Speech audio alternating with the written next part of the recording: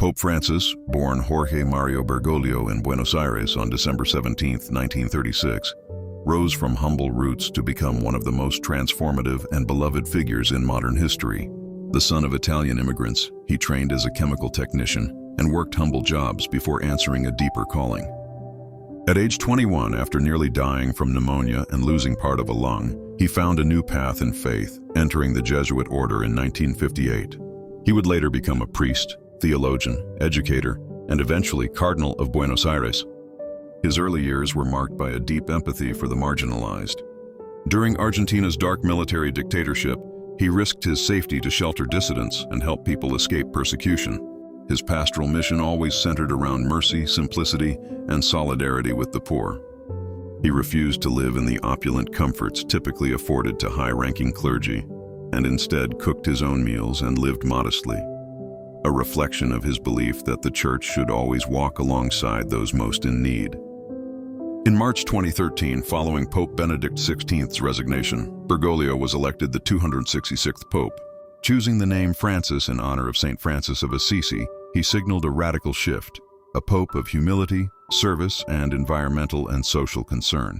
From the start, he broke with tradition by living in a modest Vatican guest house rather than the papal apartments and much preferred walking or public transport over luxury cars.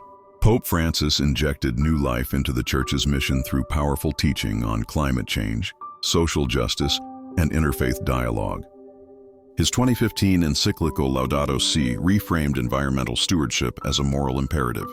He championed the rights of refugees, the inclusion of LGBTQ+ individuals, famously saying, "Who am I to judge?" and greater roles for women, urging openness and pastoral care over judgment. His 2020 letter Fratelli Tutti called for human fraternity and global solidarity, urging nations to embrace unity in the face of the pandemic and conflict. He played a diplomatic role in healing old fractures, meeting the Grand Imam of Al-Azhar, signing the document on human fraternity, and visiting countries like Iraq, Canada, Bahrain, and Mongolia. Rare journeys meant to unify and console. Internally, he reformed Vatican governance, launching the Praedicate Evangelium Constitution to modernize church leadership, and promoted financial transparency by auditing the Vatican Bank. At the same time, he convened global summits to address clerical abuse, demonstrating accountability. His papacy was not without controversy. Conservatives chafed at his progressive tone, while reformers argued he could have gone further.